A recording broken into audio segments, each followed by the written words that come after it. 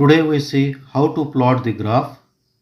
Graph is pictorial representation of collected data. आज आपण graph कसा काढायचा हे पाहू. ग्राफ काढायचा उद्देश आहे की तुम्ही जो काही माहिती गोळा केली ती चित्ररूप पटकन समजावी यासाठी ग्राफ काढणं अत्यंत आवश्यक असतं. ग्राफ काढायच्या विशिष्ट पद्धती आहेत, त्या जर फॉलो केल्या पाहिजे.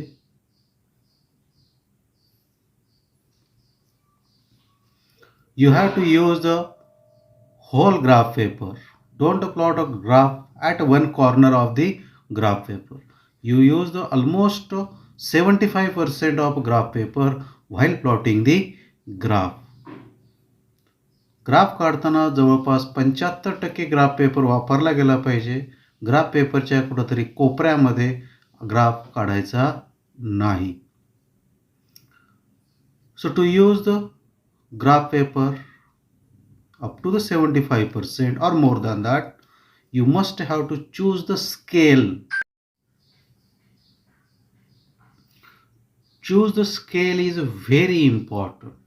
Suppose you have a data like example 1, 75, 35, 5, 15, 45, 30, 60, 20 and 40. You want to show this figure on x-axis. Then you count the number of columns present on the x-axis or horizontally. So count them 1, 2, 3, 4, 5, 6, 7, 9, 10, 11, 12, 13, 14, 15, 16, 17, 18 and 19 a column. Okay. So 19 centimeter graph length is present. And find out what is the minimum value in the given data and what is the maximum value. Here 5 is a minimum value and 60 is a maximum value. Subtract the lowest value, then you get the value as a 55. And you have 19 a column. So take 4 column less than that, that is a 15. Divide this 55 by the 15. It approximately gives you the 4. Not exact but approximately. So it is possible to increase by 1 centimeter as 4 unit. After 1 centimeter you must increase value by the 4 unit.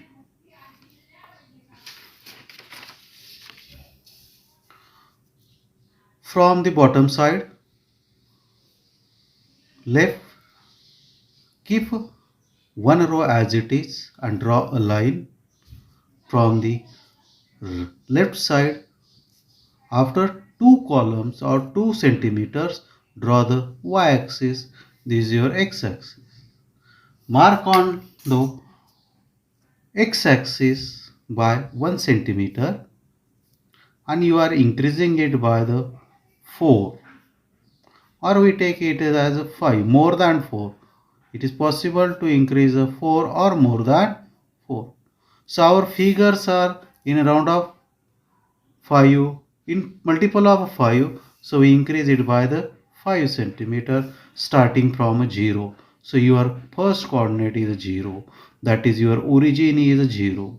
Then 5, 10, 15, 20, 25, 30, 35 and so on. Increase must be in equal interval. Don't write here 5, then 20, then 25, again 30 and directly 50, etc. You must increase in equal interval of values. On y-axis also you start from 0. So y coordinate is 0. That means you, while drawing the graph, first write the origin as 0, 0 and then increase whatever you required the values. Suppose we see the another graph, another data. Here minimum value is 75 and maximum value is 265. Then 265 minus 75, 0, 9, 1. So on x-axis you have the 15 columns, totally 19, but we are considering the 15. So 190 divided by the 15. 15 ones are 15. 4, 0. It is around 13 centimeter. That means you must increase after 1 centimeter by the 15 units. We round up it again to the nearest value, 15 units. When we start showing here, increase by the interval of 15, that is 0, 15, then 30, 45, 60, etc. But your initial value is 75. It goes here. That means this portion remain as empty. So in this case, you may change the origin. Your next value is 75. You may start the origin as 60.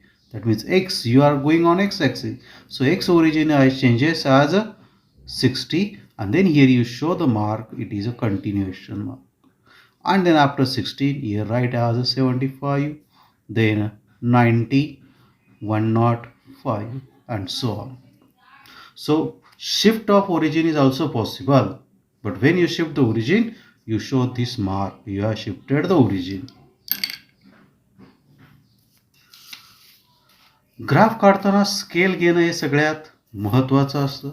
Scale निवडण्यासाठी तुम्हाला एकूण किती columns आहेत हे माहिती पाहिजे. माझ्याकडे 19 होते, त्यापेक्षा 1-2 कमी घेतो, कारण की इथं माझे 2 कॉलम गेलेले आहेत.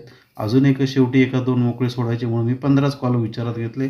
तसेच उभे करतानाही वाय ॲक्सिस काढतानाही तुम्ही बघितलं त्याच्यावर 23 रोज आहेत. Out of that 23 I consider the 20. हे जर विचार उभे घेताना तुम्हाला 23 रोज आहेत, ओळी आहेत, त्यापैकी 20 तुम्ही विचारात घ्या. 3 सोडून द्या, कारण की खाली 1 सोडा, वर 1-2 सोडा. या पद्धतीने दिलेल्या डेटामध्ये, दिलेल्या माहितीमध्ये कमीत कमी व्हॅल्यू काय आहे आणि जास्तीत जास्त काय आहे ती शोधा. त्यांची वजाबाकी करा आणि आलेल्या वजाबाकीला तुमच्याकडं आता एक्स ॲक्सवर दाखवायचं असेल तर 15 कॉलम आहेत असं मी गृहीत धरलं. 15ने भागा, त्यानंतर जी व्हॅल्यू येते त्या पटीमध्ये 1 सेंटीमीटरमध्ये वाढवत जा, किंवा याच्यापेक्षा तुम्ही वाढवूही शकता.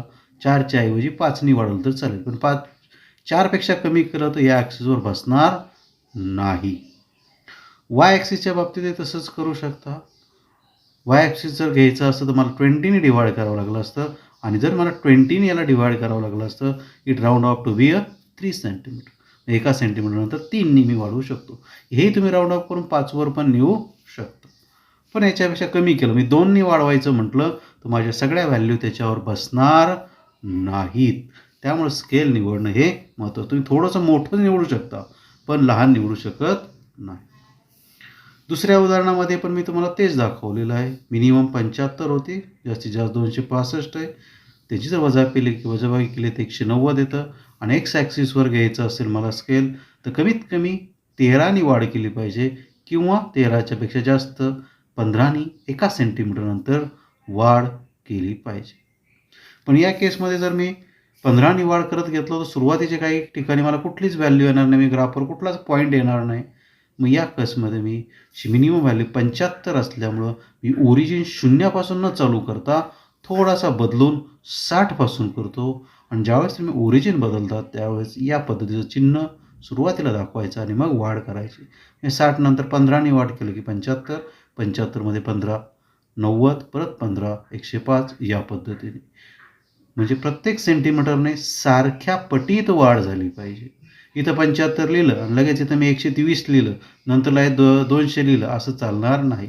तुम्ही 15ने वाढवत चाललाय ना, तर प्रत्येक ठिकाणी 15चीच वाढ दिसली पाहिजे. हे झालं पहिलं स्केल सिलेक्शन. आता हे जे तुम्ही स्केल सिलेक्शन करतात ते वरच्या कोपऱ्यात लिहिलं पाहिजे. On x axis after 1 centimetre. कदाचित तुम्ही 2 सेंटीमीटरने पण वाढवू शकता. जर तुम्ही 2 सेंटीमीटरने केलं तर आफ्टर 2 सेंटीमीटर. कितीने वाढ केली? समजा 5ने केली तर 5 युनिट. तिथे एखाद्या क्वांटिटी तुम्हाला युनिट माहिती असेल तर ते लिहायचं. समजा मास असेल तर मी kg लिहिल, लेंथ असेल तर सेंटीमीटर लिहिल. वाय ॲक्सिसला आहे तसं. वाय ॲक्सिसला समजा मी 1 सेंटीमीटरने वाढ केली, 1 centimeter is equal to say the 10 unit. मग युनिट काही असेल तुमच्या त्या त्या क्वांटिटीला जे युनिट असेल ते इथं द्यायचं. असं स्केल लिहायला विसरायचं नाही. ग्राफला टायटल पण द्यायचं असतं. टायटल म्हणजे तुम्ही वाय ॲक्सिसवर काय घेतलं. समजा वाय ॲक्सिसवर मी एफ घेतला आणि एक्स ॲक्सिसवर मी यम घेतला, तर टायटल काय घ्यायचं ते इथं लिहायचं वरच्या टॉपमध्ये, एफ अगेन्स्ट यम. टायटल हे लिहिणं गरजेचं आहे. The actual plotting graph. So for first experiment of 12th standard, you have this data and you want to plot a graph f against x. That means you have to take f on y-axis. So on y-axis you give the title as f. On x-axis you are showing the x. So x in this way. Select the scale. Here I have selected 1 centimeter is equal to 2 centimeter on x-axis. On y-axis 1 centimeter is equal to 20 gram weight. So I want to plot this graph at the middle because I have given the sample where to show the graph. So I have taken it at the middle. After 1 centimeter on x-axis increase by the 20, 40, 60, 80 and so on. On negative y-axis also minus 20, minus 40, minus 60, minus 80, etc. On x-axis 2, 4, 6, 10, 14, 16, negative also there. So on x-axis I want to show the value as x, so give the mark as x. On y-axis we have taken the values of force, that is F, and show this way. So you have to give the name to the axis also, whatever the value you have taken. Now to plot the points. So see the first point here, that is f is a minus 100 and x is a 8. So look at the minus 100 and on x-axis at 8. Come down from 8 up to the minus 100. Mark a dot and then round off a circle.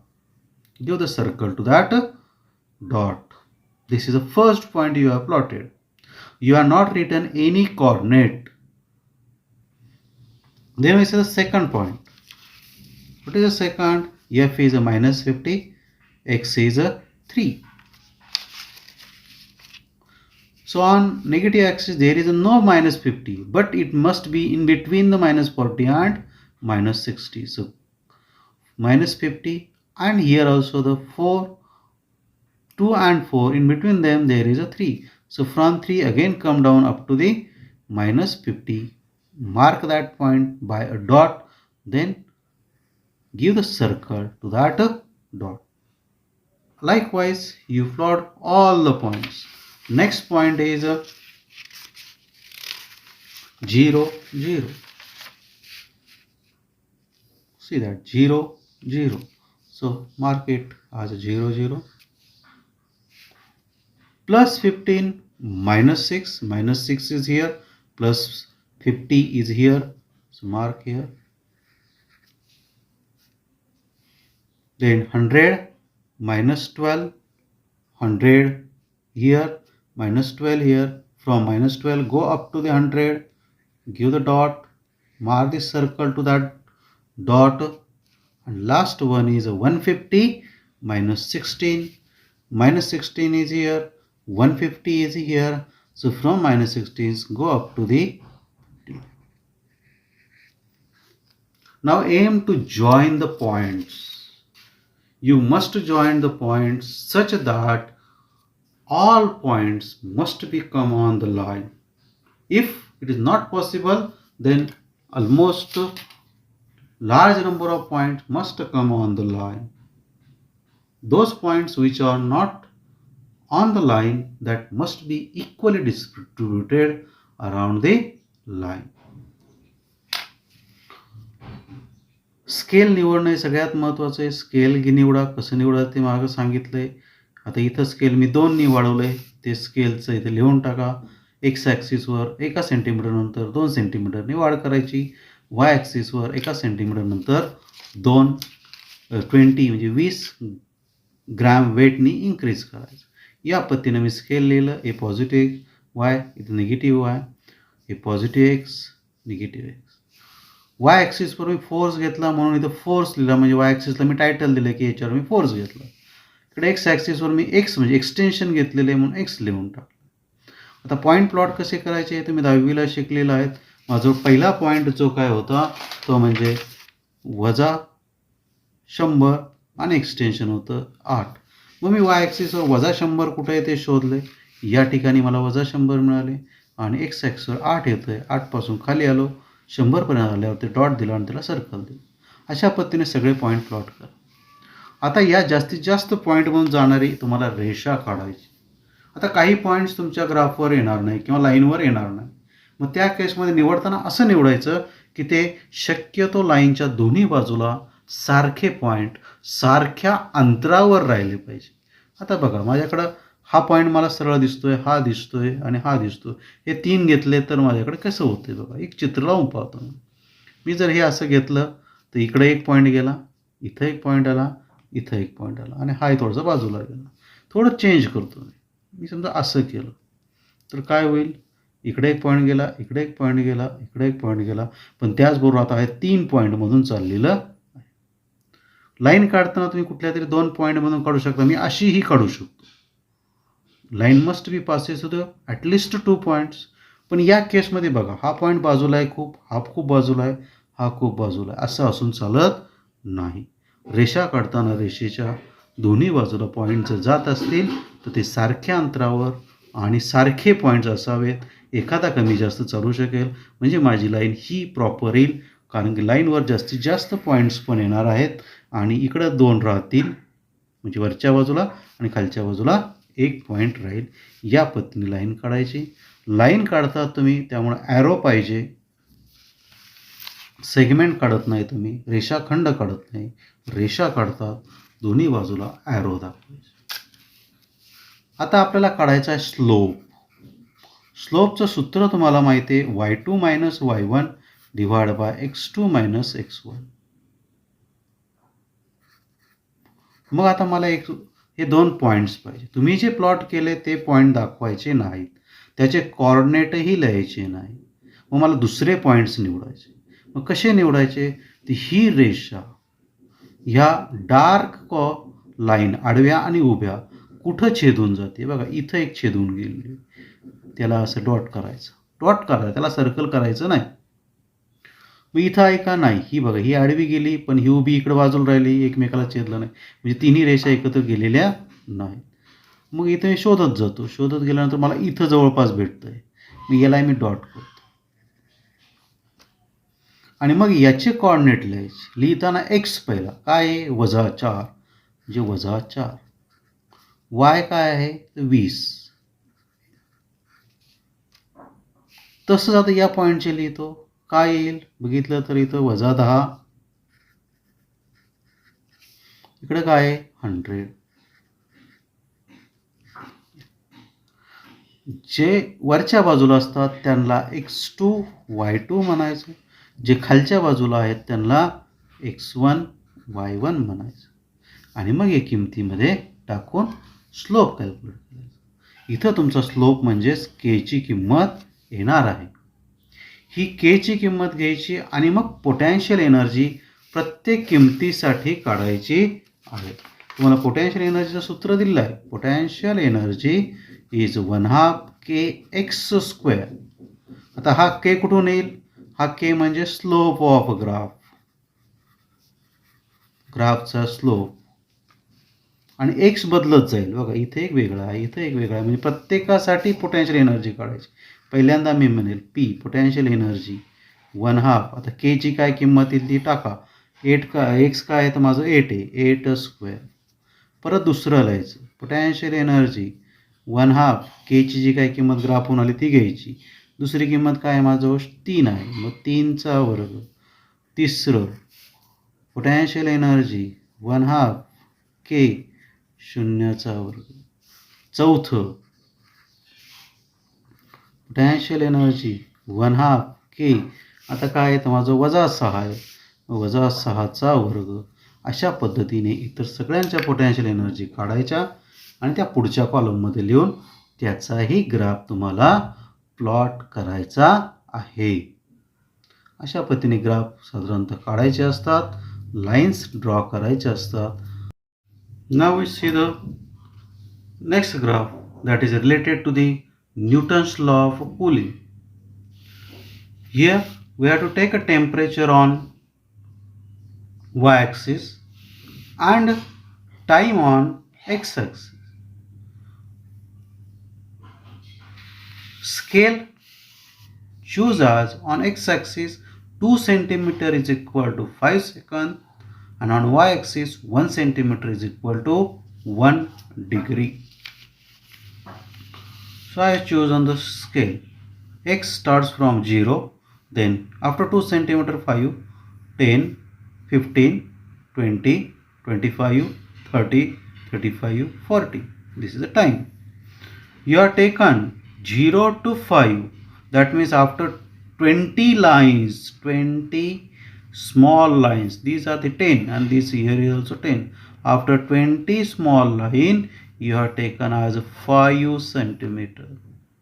You may calculate the value of one line also by dividing 5 by 20.